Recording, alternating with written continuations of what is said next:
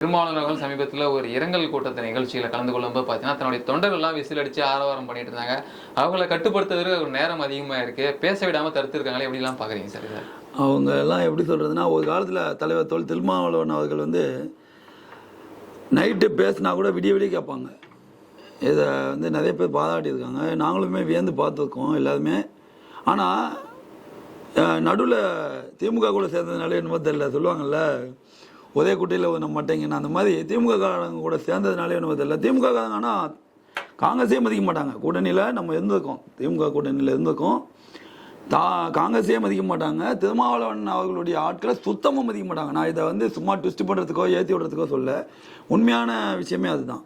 திருமாவளவன் சாரோட கட்சியில் இருக்கவங்கள கொஞ்சம் கூட ஊருகா கூட மதிக்க மாட்டாங்க. அவங்க நம்ம காசு கொடுக்குறோம், அவங்க வராங்க, அப்படி தான் இருக்கும். அதே மாதிரி திருமாவளவன் அவர்களுடைய தொகுதி வேட்பாளர்களை இவங்க போய் பெருமளவு சந்திக்க மாட்டாங்க, அவ்வளோவா கேன்வாஸ் பண்ணவே மாட்டாங்க, கம்பெயின் பண்ணவே மாட்டாங்க. ஆனால் திமுக வேட்பாளர் இடத்துல எல்லாம் இவங்க போய் பண்ணணும்.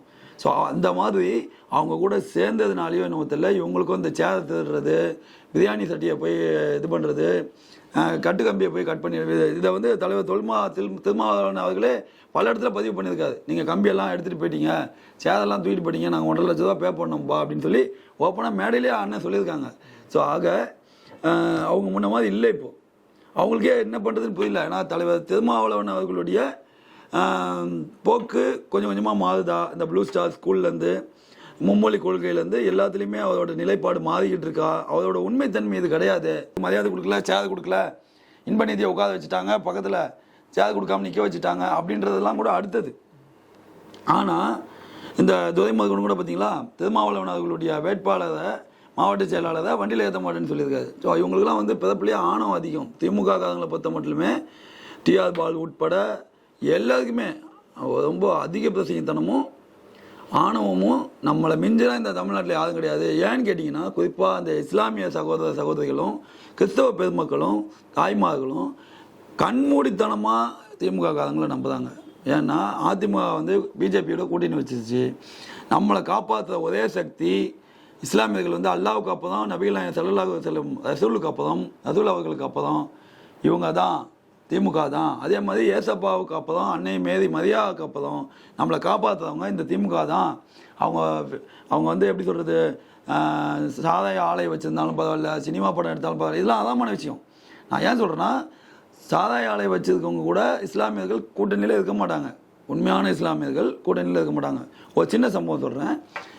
நான் வந்து +2 முடித்த கையோட எனக்கு வந்து அப்போ வந்து இங்கே குளத்தூர் தொகுதியில் தான் இருந்தேன். அண்ணன் விஎஸ் பாபா அவர்களுடைய மூலியமாக எனக்கு வந்து 2016-17 அந்த வாக்கில் வந்து எனக்கு வேலை கிடைக்கிற மாதிரி இருந்துச்சு, கவர்மெண்ட் வேலை. ஆனால் எங்கள் அத்தா வந்து அதை வேண்டான்ட்டாங்க. ஓகேங்களா? ஏன்னு கேட்டிங்கன்னா, கேஷியர் வேலை அப்படின்னா கூட நான் மாற்றத்தினாலே என்னை அந்த கோட்டாவில் கேஷியர் வேலைக்கு போடலான்னாங்க. அப்போ கூட எங்கள் பாப்பா வந்து அது வேண்டான்ட்டாங்க. காரணம் என்னன்னு கேட்டிங்கன்னா, ஒரு மது சார்ந்த இடத்துல போய் நீ கவர்மெண்ட் ஜாபாக இருந்தாலும் வேண்டாம், அந்த மாதிரி ஒரு வேலையே உனக்கு வேண்டாம் அப்படின்னு சொல்லி அப்போவே எனக்கு 18 வயசு இருக்கும், 18-19 இருக்கும், அப்போவே வேண்டான்ட்டாங்க. ஈஸியாக வந்தது எங்களுக்கு அந்த வேலை. காரணம் என்னன்னு கேட்டிங்கன்னா, எனக்கு டெய்லி எனக்கு சம்பளம் அப்போ குறைவு தான். அப்போ தான் டாஸ்மாக் வந்த புதுசு.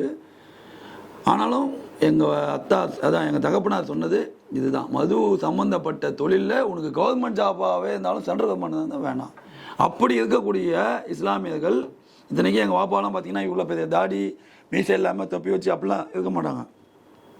நல்லா வெள்ளை எண்ணாச்சி மாதிரி மீசையை முறுக்கிட்டு ஐயனா மாதிரி தான் கம்பீரமாக ஷேவ், க்ளீன், நீட் ஷேவ்லாம் பண்ணிப்பாங்க. ஏன் நான் இதை சொல்கிறேன்னா, அப்படி இருக்கக்கூடிய இபாதத்தாக இருக்க வேண்டிய சூழ்நிலையில் கூட நார்மலாக இருக்கக்கூடிய ஒரு பொதுமக்களாக இருக்கிற மாதிரி இருக்கிற எங்கள் தகப்பனாக கூட இந்த போக்கை தான் கையில் எடுத்தாங்க. என்னுடைய மகன் அந்த மது பழக்கத்து உண்டான வருமானமே தேவையில்லை, இது ஆறாமன்னாங்க. ஸோ அந்த மாதிரி திமுக காரங்களும் அதிமுக காரங்களும் மது ஆலை, இந்த புகையிலை சம்மந்தப்பட்டது, இன்னும் சொல்ல போனால் சில இடங்களில் பப்ளிக்காக விபச்சாரமே நடக்குது. இன்னும் காட்டனை ஒழிக்க முடியல, காட்டன் அந்த லாட்டரி டிக்கெட்டை ஒழிக்க முடியல. பேருக்கு சட்டத்தை போட்டு மூடிட்டாங்க. எல்லா இடத்துலையும் ஓடுது, எல்லா ஸ்டேஷனுக்கும் மாமூல் போகுதுன்னு மக்கள் எல்லாருமே சொல்கிறாங்க. ஸோ அவங்க கூட இவங்க கூட்டணி வைக்கிறது இதுவும் அதான் தான், இஸ்லாமியர்கள் வைக்கிறது. அதனால் ஏன் சொல்லுவாங்கன்னா, திமுக காரங்களை கண்மூடித்தனமாக ஆதரிக்காதீங்க தயவு செய்து. வழியெல்லாம் எங்களுக்கு மட்டும்தான் தெரியும். அதை நாங்கள் யார்கிட்டையும் சொல்லக்கூட முடியாது. நான் இன்றைக்கி ஷேர் பண்ணுறேன்னா இந்த இதெல்லாம் பார்க்குது. இதே ஜெயராஜ் அப்பா ஜெயராஜுக்கும் சகோதரர் ஃபீனிக்ஸுக்கும் நடந்தது தான். அடுத்து இவர் திமுக ஆட்சியிலையும் அஜித்குமாருக்கு நடந்தது லாக்அப் டெத்து. அதை ஒரு நல்ல சகோதரியோ வீடியோ எடுத்து போட்டு அடித்து நிமித்தி எடுத்து ரத்த காயம். அதே போல் சாத்தான்குளம் மேட்ரும் அதே தான். இப்போவும் நடந்ததும் நாகர்கோவிலில் இதே தான். அவர் உயிர் போகிற வரைக்கும் அடிச்சிருக்காங்க. அடிச்சுட்டு ஜெகன்ற ஒரு போலீஸ் அதிகாரி வந்து ஃபோன் பண்ணி சிரிச்சுக்கிட்டே சொல்லியிருக்காரு, அம்மா அவங்க வீட்டுக்காரர் இறந்துட்டாருன்னு சிரிச்சு. அதெல்லாம் நம்ம ஒரு ரோட்டில் போகிற நாய்க்கு ஒரு பூனைக்கு கூட பாவம் பார்க்குறோம். அது இறந்து போச்சுன்னா கூட அதை தூக்கிட்டு வந்து ஓரமாவது போடுறோம், இல்லை அடக்கம் பண்ணுறோம். யாருன்னே தெரியாது அந்த பூனைக்குட்டி. ஒரு மாடு கீழே கிடந்தா தண்ணி ஊற்றுறதுக்காக போதும், அது வாயில் கொஞ்சம் தண்ணி ஊற்றினா உயிரோடு. அந்த மாதிரி நம்ம தமிழ் பண்பாடு கலாச்சாரம் எங்கே போச்சு? இப்போ தாவே காசு வந்து தயவுசெய்து இந்த மாதிரி சைக்கோ போலீஸ் எல்லாம் தூக்கி எரிஞ்சிக்கணும். போலீஸ் குவார்ட்டர்ஸ் வாசல்லையே கோயில் இருக்குது. 3 கோயிலுமே இருக்குது. இந்து முஸ்லீம் கிறிஸ்தவர்கள் எல்லா கோயிலுமே இருக்குது. அங்கே வாசலில் விற்கிறாங்க, இந்த போதைப் பொருள் விற்கிறாங்க, கஞ்சா விற்கிறாங்க. எங்ககிட்ட ஆதாரம் இருக்குது. நாங்களே கமிஷன் ஆஃபீஸுக்கு ஃபோன் பண்ணியும் சொல்லியிருக்கோம், இந்த மாதிரி கோயில் எதுக்காக விற்கிறாங்க. ஒரு போலீஸ் குவார்ட்டர்ஸ் வாசலில் விற்கிறாங்கன்னா கிட்டத்தட்ட 3000 போலீஸ் இருக்காங்க அங்கே. அவங்களுக்கு தெரியாமல் இது நடக்குமா? எத்தனையோ நல்ல போலீஸ் இருக்காங்க. இந்த விஷயத்தை எங்களுக்கு சொன்னதே போலீஸ் தான். பாய் நீங்கள் சப்போஸ் தயவுசெய்து அந்த பக்கம் கடை பக்கம் போகாதீங்க, ஏன்னா உங்களுக்கு இருக்கக்கூடிய அந்த அண்ணாமலைஜி வீத லீடர்ஸ்லாம் இருக்கீங்க, அந்த கெட்ட பேர் வந்துடும். தயவுசெய்து நீங்கள் அந்த பக்கம் போகாதீங்க. காரணம் என்னன்னு கேட்டிங்கன்னா, நாங்கள் போய் பழக்கம், டீ குடிப்போம், வருவோம். நம்மளை பார்க்க ஒரு 4 பேர் வந்து அங்கே தான் டீ ஸ்பாட் நம்மளுக்கு. ஸோ நின்று பேசுவோம். அப்படி இருக்கக்கூடிய இடத்துலையே இந்த மாதிரி தகவல்கள் நடக்குதுன்னா அது சொல்லுவவங்களும் ஒரு போலீஸ் அப்படின்னா அப்போ அவங்க அதுக்குள்ளே உண்மையான போலீஸுங்க இருக்காங்க. அண்ணாமலைஜி கூட ஒரு பதிவில் சொன்னார், கான்ஸ்டபிளுங்கெல்லாம் வந்து 50 கிலோமீட்டர் 60 கிலோமீட்டர் 70 கிலோமீட்டர் 2 மணி நேரம் 3 மணி நேரம் பயணம் பண்ணிலாம் வேலைக்கு வருவாங்க. காரணம் என்னன்னு பெங்களூரில் இருக்கும்போது காரணம் என்னன்னு கேட்டிங்கன்னா அவ்வளோ அவங்களுக்கு வறுமை இருக்கிறது. 32,000 சம்பளத்தில் வாடகை கொடுக்குறதா வீட்டை பார்க்குறதா அப்படின்னு முடியாமல் வெறும் 4,000 வாடகைக்காக 2 மணி நேரம் 3 மணி நேரம் பயணம் பண்ணி வரவங்களாம் இருக்காங்கன்னு அன்னவாதத்தில் பதிவு பண்ணியிருக்காரு. ஸோ எதுக்கு சொல்ல வரதுன்னா, அந்த மாதிரி உண்மையான போலீஸுங்கெல்லாம் இருக்காங்க. அவங்க நினச்சாங்கன்னா போய் ஒரு ஒயின் ஷாப் கிட்ட போய் கையை நீட்டினா காசு வரும், ஒரு தள்ளுவண்டியில் போய் நின்று கையை நீட்டினா காசு வந்துடும். ஆனால் இதெல்லாம் செய்யாமல் அவங்க இன்னைய வரைக்கும் அவங்களாம் உண்மையாகவே இருக்க அந்த 2 யூனிஃபார்மை வச்சுக்கிட்டு உண்மையாகவே இருக்காங்கன்னா, அந்த மாதிரி ஆளுங்கள்லாம் இருக்கும்போது இந்த மாதிரி போலீஸ் எல்லாம் தயவுசெய்து சொல்கிறேன், அவங்கள தூக்கில் போடுங்க. உங்களை மை ஹம்பிள் ரிக்வெஸ்ட், தயவுசெய்து அவங்கள தூக்கில் போடுங்க. ஏற்கனவே ஆல்ரெடி ஒரு தீர்ப்பு வந்திருக்கு அஜித்குமார் சார் வழக்கில். இது போல் பண்ணாதான் இனி ஒரு காலகட்டத்தில் இந்த மாதிரி தகவல்கள் நடக்காமல் இருக்கும். அந்த குடும்பத்தில் நடந்த நிகழ்வு இனி யாருக்குமே தமிழ்நாட்டில் நடக்கூடாது. கடந்த திமுக ஆட்சியில் அஜித்குமார் மரண வழக்கில் பார்த்தீங்கன்னா உடனடியாக தொலைபேசியெல்லாம் ஆறுதல் சொல்லியிருந்தார் இன்றைய முதலமைச்சர் விஜய். ஆனால் இப்போ சபரிவர்மன் விஷயத்தில் எந்த ஒரு பேச்சுக்களுமே எடுக்காமல் இருக்கார்ல, எப்படி சார்? ஆமாம், அஜித்குமார் அவங்க வந்து இறந்தப்போ இன்றைய சிஎம்மாக இருக்கக்கூடிய விஜய் வந்து நேரில் போய் பார்த்தாரு, கொண்டாது, எல்லாம் பண்ணாது. ஆனால் இன்றைக்கி ஏன் போக முடியாது? இவங்களுக்கு வந்து அதான் மதனத்து மேலே ஏறி நடக்கிறவங்களுக்கு வந்து அது தெரியாதுங்க. அடுத்தவங்களோட வழி தெரியணும்னா சினிமா படத்தில் மட்டும்தான் நீங்கள் போய் ஒரு நந்தினி இறந்துட்டாங்கன்னா போய் நிற்கிறது, அதெல்லாம் வந்து சினிமா பட பாணி தான். அதான் ஆல்ரெடி சொன்ன மாதிரி போதைப் பொருளை போட்டு எரிக்கிறது இதெல்லாமே சினிமா பட பாணியாக தான். டைரக்டர் சங்கர் சார் படத்தையோ ஹரி சார் படத்தையோ பார்த்த மாதிரி தான் எங்களுக்கு அது இருந்துச்சு. நாங்களே சந்தோஷப்பட்டோம், பரவாயில்லையே விஜய் சார் இவ்வளோ தூரம் சூப்பராக பண்ணுறாரு. இன்றைக்கி இருக்கக்கூடிய நிலவும் அவங்களுடைய இடத்த காப்பாற்றிக்கிறதுக்காக அவங்க நடத்துகிற நாடகமாக தான் இது தெரியுது. இவர் நினச்சிருந்தா உண்மையாகவே இவருக்கு மனசாட்சி அப்படின்னு இருந்ததா இப்போ சிஎம் ஆகிறதுக்கு இருக்கும் அங்கே போய் சேர்ந்துருக்கலாம், உடனே போய் ஆறுதல் நேரில் சொல்லியிருக்கலாம். இல்லை போலீஸை கடுமையாக இந்த மாதிரிலாம் பண்ணாதீங்க அப்படின்னு சிவியராக இன்ஸ்ட்ரக்ஷன் கொடுங்க சார்.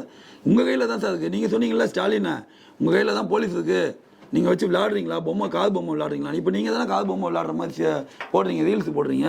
சிஎம் ஆஃபீஸில் உட்காந்து நான் தயிர் சாதம் சாப்பிட்றேன்னு போடுறீங்கல்ல, அதுக்கு பதிலாக தயவுசெய்து போலீஸுக்கு ஒரு இன்ஸ்ட்ரக்ஷன் கொடுத்து ஒரு வீடியோ போடுங்களேன்.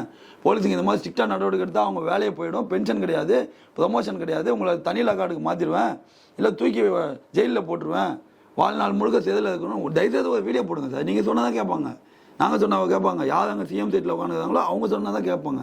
அதனால் அந்த சகோதரர் சபரிவர்மனுடைய குடும்பத்துக்கு அவங்க மனைவிக்கோ இல்லை அவங்க குடும்பத்தில் யாருக்காவதோ ஒரு அரசு வேலையை போட்டு கொடுங்க. 4 வயசு குழந்தை சார், 4 வயசு குழந்தை இருக்கா, அவருக்கு ஒரு பையன் இருக்காது. அவருக்கு வந்து எப்படி சொல்லியிருப்பாங்க, அப்பா வெளிநாட்டுக்கு போயிருக்காது சொல்லியிருப்பாங்களா, இல்லை அப்பாவை போலீஸ் அழைச்சிட்டு போயிருக்காங்க வந்துடுவாங்கன்னு சொல்லியிருப்பாங்களா? அந்த குழந்தைக்கு என்ன புரியும், பான்பதாக என்ன புரியுமா? அப்போது நாகர்கோவிலில் அந்த சபரிவர்மன் இருக்கிற இடத்துல மட்டும்தான் அந்த புகையிலை ஓடுது, தமிழ்நாட்டு வேறு எங்கேயுமே ஓடல, எல்லாத்தையும் ஃபுல்லாக ஸ்டாப் பண்ணியாச்சு. அப்படி தானே இவங்க சொல்கிறது பார்த்தா அப்படி தானே இருக்குது, எல்லா இடத்துலையுமே இருக்குது. இதே ஸ்டாலின் வந்து சட்டமன்றத்தில் வந்து எடப்பாடி ஆட்சி இருக்கும்போது தூக்கிட்டு வந்தார், பான் பதாக்கு MDMA பாக்கு ஆன்ஸ்ன்னு விற்காத மாதிரி தூக்கிட்டு வந்தாது. கடைசியில் பார்த்தா என்னாச்சு, இவர் ஆட்சியில் 5 வருஷம் அதுதான் கொடிக்கட்டி பார்த்துச்சு. காட்டன் ஓடிக்கிட்டு இருக்கு. இப்போ கஞ்சா தலைவிரிச்சு ஆடிச்சு ஸ்டாலின் ஆட்சியில். இப்போ பெத்தப்பட்ட மைனு, டேப்லெட்டு, ஊசி, புதுசு புதுசாக போதை மருந்துகள். இதுக்காக தான் அண்ணாமலைஜி போட்டாது போதையில்லா தமிழகம் அப்படின்னு ஒரு பொள்ளாச்சியில் ஒரு மாநாடு. பெண்களுடைய வரவேற்பு மிக பிரம்மாண்டமாக இருந்தது. நான் மீண்டும் மீண்டும் சொல்கிறேன், அண்ணாமலைஜி அவர்களை தூக்கி பிடிக்கணும், அவருக்கு ஜால்ரா அடிக்கணுன்ற எண்ணெல்லாம் எங்களுக்கு கிடையாது. அவரு கண்டிப்பாக மக்களுக்கு நல்லது பண்ணுறாரு, நல்லது இனிமேவும் பண்ணுவார்.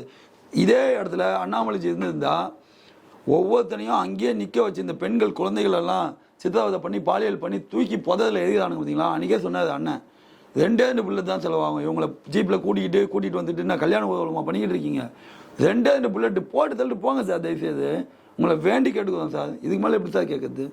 தயவுசெய்து இந்த மாதிரி பண்ணாதான் இந்த மாதிரி தப்பு பண்ணுறவனுக்கு ஒரு பாடமாக அமையும்.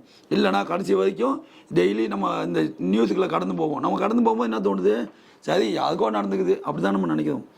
அது என் வீட்டில் நடக்கும்போது தாங்க அந்த வழி தெரிஞ்சுது. அதுபோல் தான் தயவுசெய்து எந்த வீட்லேயும் நடக்கக்கூடாது. நான் எல்லாம் வேண்டிக்கிறேன், எல்லா கடவுளையும் நான் இது பண்ணிக்கிறேன். யாருக்கும் இது நடந்துடக்கூடாது. இனிமேவாகுது அவங்க வீட்டுக்கு ஒரு அரசு வேலை கொடுத்து சினிமா நடிக்கிறத பார்க்க போகும்போது இறந்து போனாங்கல்ல, அவங்களுக்கு 10 லட்சம் 20 லட்சம் அள்ளி கொடுத்தீங்கல்ல, கள்ளச்சாராயம் குடிச்சு ஸ்டாலின் ஆட்சியில் இறந்து போனாங்கல்ல, அவங்களுக்கும் அள்ளி கொடுத்தீங்க பார்த்தீங்களா. அந்த மாதிரி ஏதாவது ஒரு 10 லட்சம் 20 லட்சம் கொடுத்துட்டு அந்த குடும்பத்தில் இருக்கவங்களுக்கு ஒரு அரசு வேலை, நல்ல அரசு வேலையாக பார்த்து போட்டு கொடுங்க. மற்ற ஆட்சி மாதிரியே இதே மாதிரி இது இருந்தால் இதுவும் சீக்கிரத்தில் வீட்டுக்கு போயிடும். மக்கள்கிட்ட உண்மை தான் எடுப்படும். உங்களோட அந்த ட்ராமாலாம் எடுப்படாது. அதெல்லாம் கேமரா ரோலிங் ஆக்ஷன் அதில் மட்டும் வச்சுக்கோங்க.